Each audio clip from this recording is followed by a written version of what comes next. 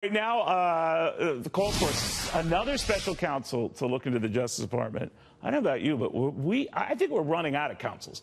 Anyway, New York Congressman Zeldin is leading that charge. And Congressman, why do we need this? Why can't we just add this on to the Inspector General and his report? Why this? The Inspector General's powers are limited. The resolution that we're introducing today is a 12-page resolution highlighting all sorts of misconduct at the highest levels of the DOJ and FBI with regards to how and why the Hillary Clinton probe ended, how and why the Trump-Russia probe began, and all the FISA abuse that took place. So the Department of Justice can't be inspected to investigate themselves. So the Inspector General, he's done a really good job at being able to get answers to certain questions. So that's what an Inspector General does. Let him do that. But he's limited to being able to actually do something about it on the accountability front. The Inspector General can investigate, can help tell us what we already know and maybe find out some new things as well.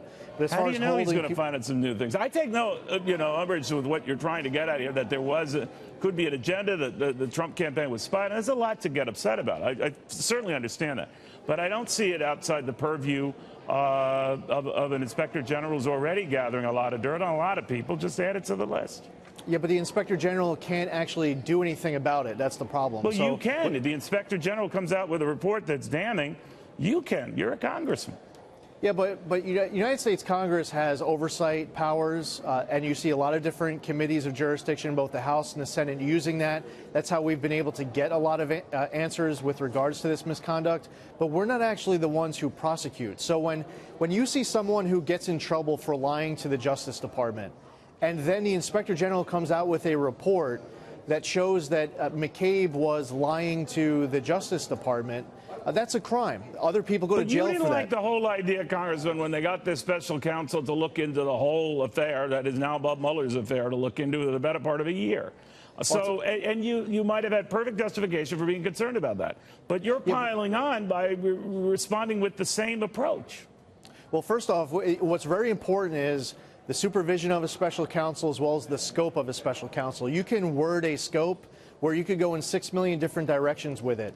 Now, with regards to the special counsel that currently exists, I'm still not aware of any evidence, not only that President Trump did not collude with the Russians to win his election, I'm not aware of Donald Trump committing any crime at all about anything to win his election.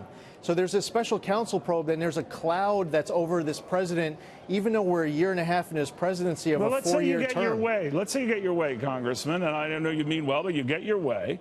And all of a sudden now we're talking about a counsel report that probably wouldn't be out until after the September supposed moment where Bob Mueller's investigation is wrapped up. In a weird way, you're going to keep this nightmare going on and on and on. Investigations into investigations, investigating other investigations. It's ridiculous. No, this is a narrow scope that is specifically looking into facts. Sir. The Mueller probe was a narrow scope. I understand, believe me, your frustration, but I don't think you appreciate Americans' frustrations with the back and forth on this nonsense. Yeah, but there's actual evidence of misconduct with regards to when you have the Attorney General meeting in the tarmac. I'm not saying ignore. No, Congressman, please don't hear what I'm saying. I definitely can appreciate the magnitude of the charges there that do require investigating. But I think we have a process in place to do it. I mean, you are lining up lawyers like planes at LaGuardia. But here's the problem with that, is that where we ask for a document to shed light on something to do with this, the Justice Department will say we can't provide the document because we're risking national security. Then the document ends up getting provided. Nothing in there has anything to do with national security. But what you do see when you look in papers, that maybe it causes embarrassment for some people and it shows misconduct. The Justice Department, in responding to requests for interviews, responding to requests for documents, the Justice Department has proven that they can't investigate themselves. But the IG has already proven that though an Obama appointee, going back to a Clinton appointee, he could take matters into his own hands, be very fair, be very balanced, chastise the number 2 FBI official, Andy McCabe, and say that he was essentially lying to people and then recommending that further action should be taken. So we have a process in place to deal with the very legitimate beef you have. And this idea that maybe adding another lawyer to the mix is going to make it less fair.